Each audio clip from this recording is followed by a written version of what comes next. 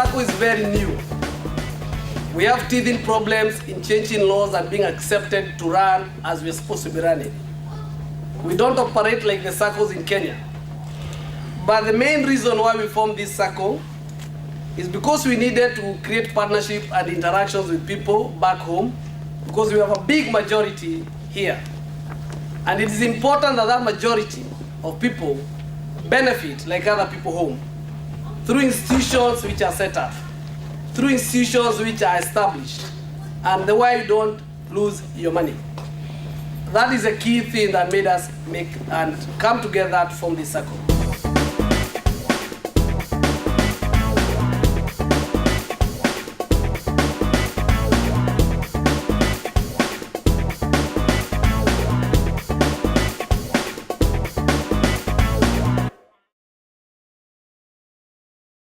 There is, I would like to stress to the members, today we have, in our register, we have 224 members.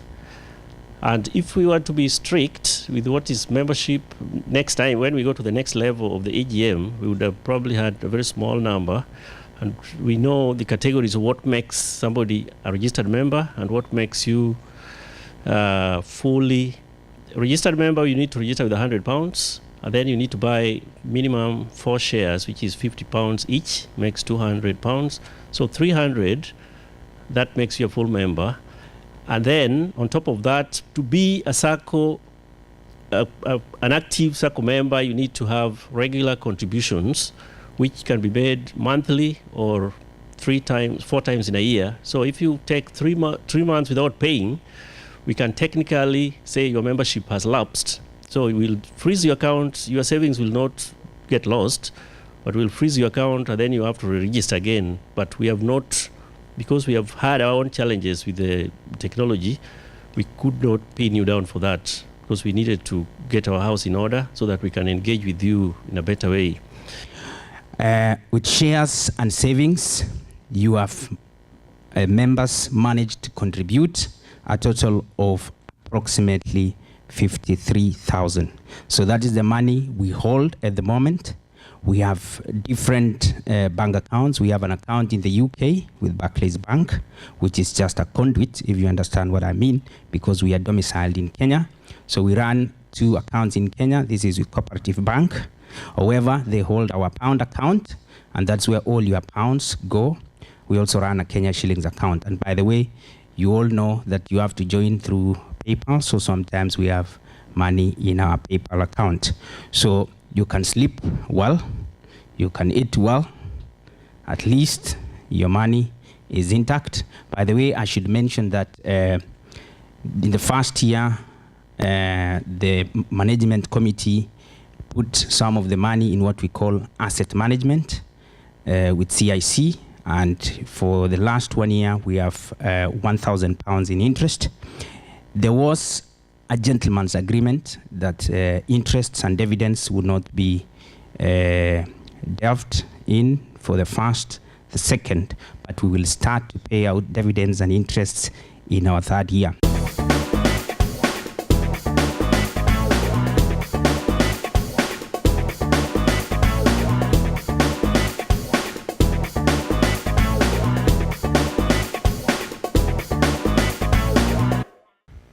Ladies and gentlemen, Kenyans are not left behind.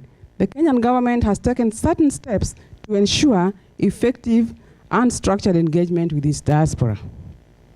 Some of the steps the government has taken is to ratify the amendment of the AU Constitutive Act that invites and encourages full participation of African diaspora as an important component of the continent in building the African Union.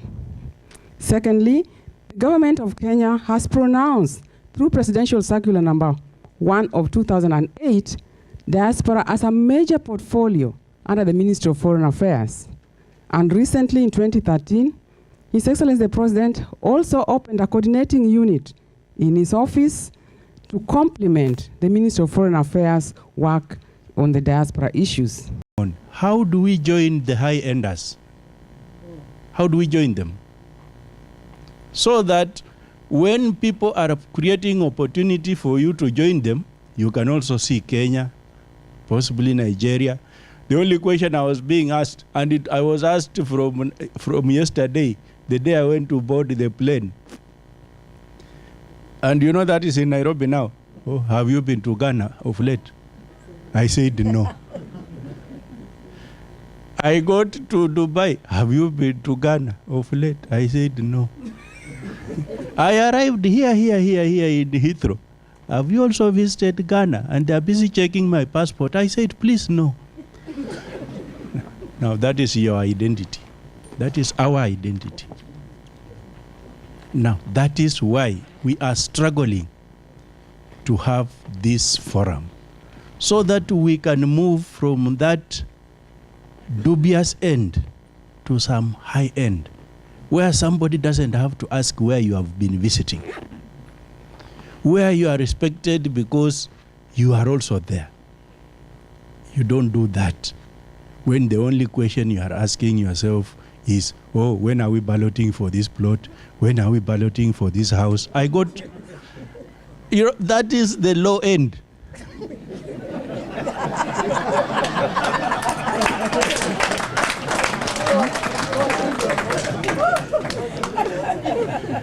Sincerely. And people have the culture ideology thinking women cannot be leaders. My life in the bank, I found women as part of the best management team that you can rely on in growth, particularly in entrepreneurship, from very small possibly to very high levels. So I believe in women. I am a woman, I represent women, but constitutionally I represent all. So if they group together, that power will make them move from level 1 to level 2 as matter of investment is concerned. Well, thank you very much. You talked a lot about the power of a woman in Kenya, especially that you're a woman representative. It's going very well to have women in politics. So tell us a little bit about your position as a woman representative. I am a women representative in Nyandarua County, part of the counties in Central Province. The Central Province is where the president comes from. And I say that we are glad the current constitution have given women space, because currently women can be able to fight for their rights. They can be able to manipulate the policy to do away with the culture ideologies, and even men are able to see that, yes, women are able to do it. You're here in the diaspora as a politician. What is your advice for the diaspora and how they can engage actively in Kenyan politics? I want to say that I want to challenge diaspora first to know their leaders. It is all there today in the website. They can easily go and see the National Assembly of Kenya, the Senate, and they know who is their leader. The contacts are there. I would say that they need to connect with us, because sometimes the diaspora has mighty brains which we can use there to bring revolution. So sometimes they may have this idea where the leader there is not having, and we can have a chance to use this idea. So as much as they work here, the families are here, I would say that east-west, home is the best. Let them also plow back in terms of everything, including their own ideas. Thank you very much, viewer. That is Wanjiku Moya here in the UK, talking to us at the Diaspora UK SACCO meeting. And yes, you've heard, you have to actively be engaged in the Kenyan politics, know your leaders, and more importantly, support your leaders wherever you are, whether in the UK or in Kenya, but be actively involved in building your country.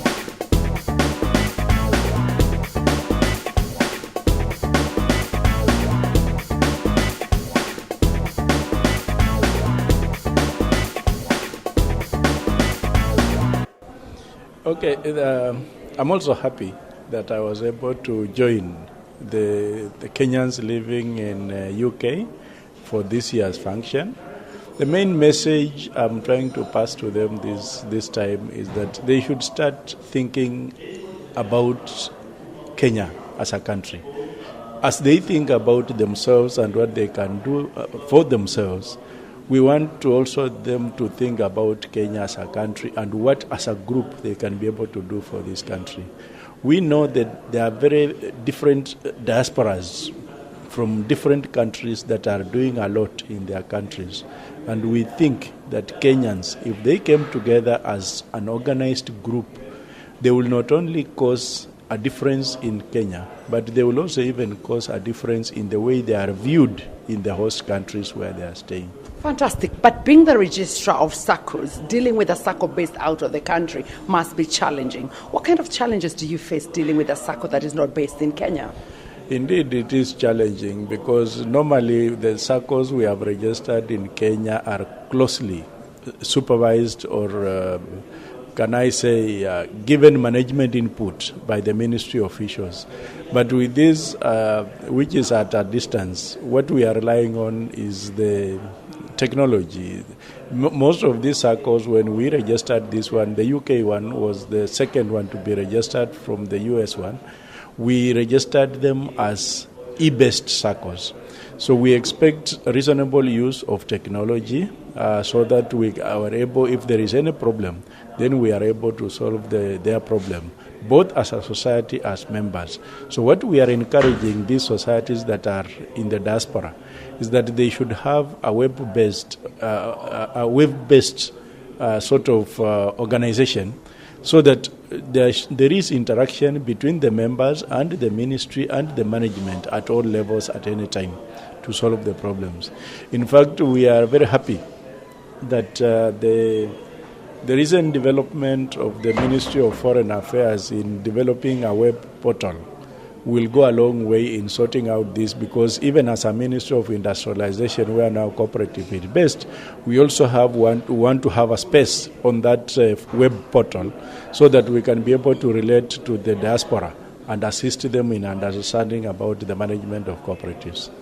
Thank you very much. And as you've had viewers, that is Mr. Ongeti. We're talking about registrars of SACCOs in Kenya. And as here today, being the Kenya UK SACCO meeting, and yes, talking to members, we know that it's important for us to trust that the government is working closely with the SACCO to make sure that our investment are in the right place. Yes, we need to know that our investment are going to be placed in the right kitty. But the Kenya UK SACCO, a very young baby, a very enthusiastic young baby, has got the support of so many people, including the diaspora. So make sure that you're part and parcel of this growing baby.